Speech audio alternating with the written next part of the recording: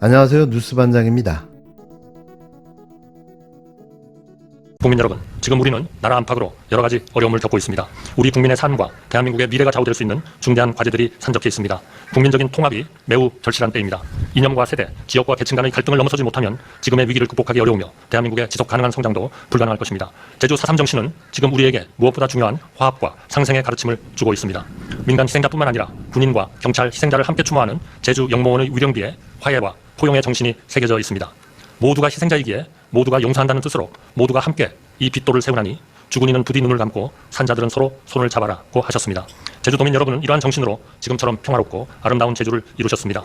서로 용서하고 화해하며 다시 일어선 4.3의 숨결로 대한민국을 하나로 모으고 미래로 힘차게 나아갈 수 있기를 기대합니다. 제주 4.3 정신을 더 큰 평화의 물결로 만들어 나갑시다. 정부는 국민 여러분과 함께 진정한 화합과 통합의 시대를 열기 위해 온 힘을 다하겠습니다. 다시 한번 4.3 영령을 추모하며 영원한 안식을 기원합니다. 한덕수 국무총리 권한대행이 4.3 희생자 추념식에서 화합과 상생을 말하며 용서를 강조했는데요. 윤석열 탄핵 심판을 하루 앞둔 시점에서 나온 이 발언의 의도가 무엇인지 의문입니다. 과거 국가폭력의 피해자들에게 책임자 처벌도 없이 용서를 강요하는 것이 과연 온당한지 묻지 않을 수 없는데요. 이는 결국 가해자들에게 면죄부를 주려는 정치적 수사로 보입니다. 윤석열 정부는 4.3 사건과 관련해 진실규명과 명예회복에 앞장서기는커녕 오히려 침묵하거나 외면해왔는데요. 그런 정부가 이제 와서 화합과 용서를 말하는 것은 진정성이 부족해 보입니다. 희생자와 유족들이 원하는 것은 단순한 화해가 아니라 철저한 진상규명과 책임있는 조치인데요. 이러한 과정 없이 용서를 요구하는 것은 피해자들에게 또 다른 상처를 주는 행위입니다. 내일이면 윤석열 탄핵 심판이 선고되는데요. 바로 이 시점에서 정부가 분열을 멈추고 용서하자는 메시지를 던지는 것은 결국 탄핵 정국을 유리하게 풀어나가려는 의도가 깔려 있다고 볼 수 있습니다. 국민들은 이제 이런 정치적 술수를 더 이상 받아들이지 않는데요. 진정한 화합과 상생은 가해자의 반성과 책임 있는 태도에서 시작되기 때문입니다. 그런데 더 충격적인 사실은 윤석열이 재임 기간 동안 단 한 차례도 4.3 희생자 추념식에 참석하지 않았다는 점인데요. 2023년과 2024년 모두 불참하며 한덕수 국무총리가 대신 메시지를 대독했습니다. 이는 윤석열 정부가 4.3 사건을 얼마나 가볍게 여기고 있는지를 단적으로 보여주는 것인데요. 한덕수 총리의 용서 발언 역시 결국 윤석열 정부의 무책임한 태도를 가리기 위한 가식적인 정치적 제스처로 해석될 수밖에 없습니다. 더구나 윤석열 정부는 최근 4.3 사건의 역사적 의미를 축소하고 보수 세력의 역사 왜곡을 방관하는 모습을 보여왔는데요. 정부 여당 내부에서는 여전히 4.3 사건을 이념적 문제로 몰아가려는 시도가 지속되고 있습니다. 이런 상황에서 용서를 이야기하는 것은 결국 가해자의 입장을 두둔하며 역사의 진실을 흐리려는 의도로밖에 보이지 않는데요. 진정한 용서는 가해자의 진심 어린 반성과 책임 있는 행동이 전제될 때에만 의미가 있습니다. 또한 탄핵 정국에서 윤석열 정부는 분열 프레임을 이용해 정치적 생존을 도모하려는 움직임을 보이고 있는데요. 한덕수 총리가 강조한 화합과 용서라는 메시지는 결국 탄핵 정국에서 반대 여론을 무마하고 보수층을 결집시키려는 의도가 깔려 있다고 볼 수 있습니다. 하지만 국민들은 이를 단순한 정치적 수사로 받아들이지 않을 것인데요. 과거 국가폭력의 책임을 제대로 인정하지 않고 역사적 진실을 외면하는 정부가 말하는 화합과 용서는 공허할 뿐입니다. 국가폭력의 역사 앞에서조차 정략적인 메시지를 던지는 것은 매우 부적절한데요. 정의 없는 용서는 오히려 더 큰 분열을 초래할 뿐입니다. 윤석열 정부가 진정한 화합과 상생을 원한다면 가장 먼저 해야 할 일은 국가폭력의 희생자들에게 진심으로 사과하고 책임 있는 조치를 취하는 것인데요. 그렇지 않다면 국민들은 이를 분명히 기억할 것이며 과거를 반성하지 않는 권력이 어떤 결말을 맞이하는지도 똑똑히 지켜볼 것입니다. 꽃이 피는 시기이긴 하지만 4.3은 언제나 슬픈 날입니다. 대한민국 정부 최초의 계엄령이었고 제주도민의 10분의 1에 해당되는 약 3만 명 가까운 사람들이 아무런 잘못도 저지르지 않은 채 또 영문도 모른 채 우리 국민이 맡긴 총칼에 의해서 죽어갔습니다. 이런 국가폭력은 어떤 경우에도 용서될 수 없습니다. 이런 국가폭력은 다시는 대한민국 역사에 재발돼서는 안 됩니다. 제주 4.3 계엄에 의한 국민 학살이 결국 단죄되지 못했고, 그 때문에 다시 80년 5월의 계엄령에 의한 국민 학살이 이어졌습니다. 그에 대한 책임 역시 완벽하게 묻지 못했기 때문에 오늘날 다시 계엄에 의한 군정을 꿈꾸는 그런 황당무계한 일이 벌어졌습니다.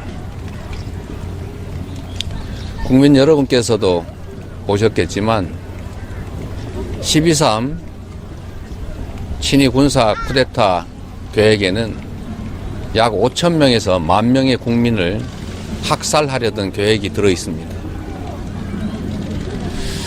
자신의 안위를 위해서, 그 하잘것없는 명예와 권력을 위해서 수천 개의, 10,000개의 우주를 말살하려 했습니다. 어떻게 이런 꿈들을 꿀 수가 있습니까? 국민의 생명과 안전을 지켜내고 더 나은 삶을 살게 해달라고 세금 내고 권력을 맡겼더니 국민이 맡긴 총칼로 국민을 살해하려는 그런 엄청난 계획을 할 수가 있습니까? 모두 다 이미 벌어졌던 일들에 대해서 충분한 진상규명, 책임규명이 이루어지지 않았기 때문입니다. 제가 2년 전에 이 자리에서 똑같은 말씀을 드렸습니다. 다시는 이런 일이 벌어지지 않도록 그가 살아있는 한 국가폭력범죄에 대해서는 반드시 책임을 묻는다, 형사처벌한다는 법이 필요하다고 했습니다. 2년이 넘는 기간 동안 참으로 많은 노력을 기울여서 국가폭력 범죄에 대해서 공소시효를 영구히 배제하는 법을 통과시켰습니다. 저의 약속이기도 했고 우리 민주당의 공약이기도 했고, 다시는 이 대한민국에서 총칼로 권력의 이름으로 주권자들을 살해하는, 위협하는 일이 발생하지 않게 하려던 그 공소시효 배제법이 이 권한대행들에 의해서 거부됐습니다. 역시 국가폭력범죄를 비호하는 그런 의도에서 시작된 일 아니겠습니까? 국가폭력범죄에 대한 공소시효 배제는 반드시 필요합니다. 아무리 시간이 지나도 국가폭력범죄를 저지른 자들에 대한 책임은 면제될 수 없다는 점들을 반드시 확인해야 합니다. 다시 한번 약속드립니다.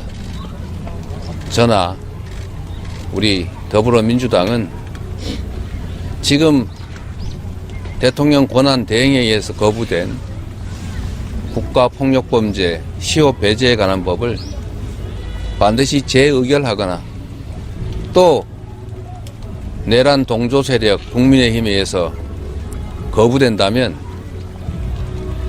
그 후에라도 반드시 국가폭력범죄 공소시효 배제법을 재발의해서 통과시키도록 하겠습니다.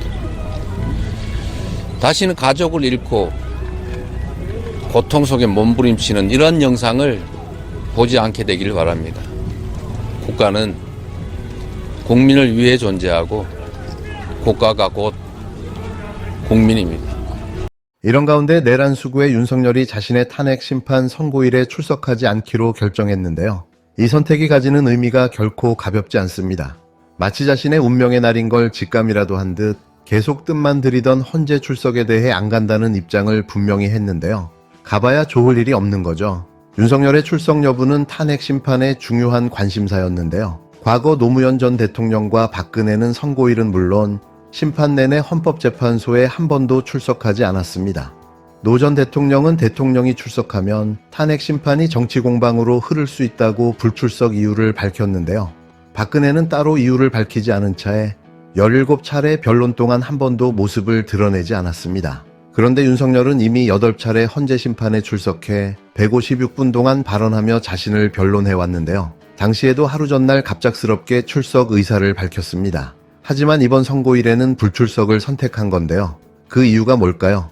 출석을 한다면 현직 대통령 신분으로 헌재에 들어갔다가 전직 대통령 신분으로 나올 수도 있는 굴욕적인 상황을 맞이하게 되는데요. 전직 대통령 신분으로 언론 앞에 그대로 노출될 것을 고려했을 가능성이 큽니다.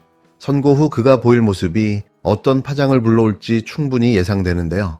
이런 부담을 피하기 위해 불출석을 결정한 것으로 보입니다.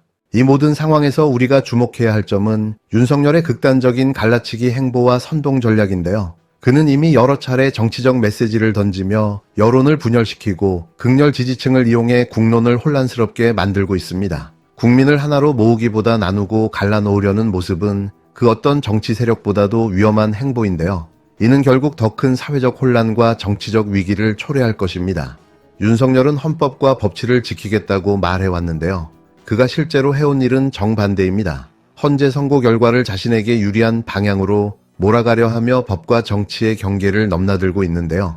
이제는 판결에 불복하는 시나리오까지 준비하는 모습까지 보이고 있습니다.